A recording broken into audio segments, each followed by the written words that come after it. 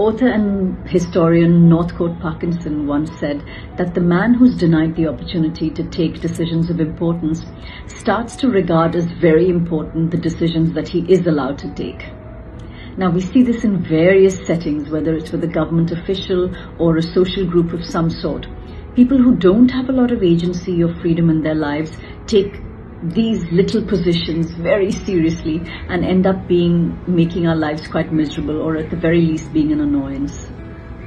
With all of these observations, I always say, if we were to turn it on ourselves, in what way are we doing this?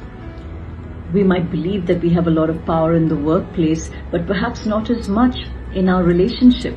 And so we demand certain things, things done a particular way, or respect, or we want to strike out or break out and get very upset if certain areas of our life feels violated. If we actually look back, this begins in childhood, where we were never given a choice about finishing a meal or being allowed to change our minds about a sport that we might have once expressed some interest in. We believe that children cannot be trusted, and that's one of the bigger collective illusions of our times. Now, before we look to change anything else around us, one way in which we can change within ourselves is by asking what the child in ourselves want.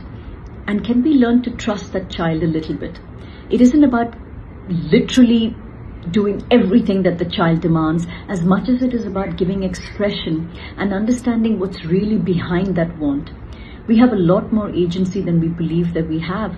And perhaps if we start giving ourselves more permission to make decisions, we won't be taking ourselves quite so seriously and imposing our decisions on others and, becoming an annoyance to them.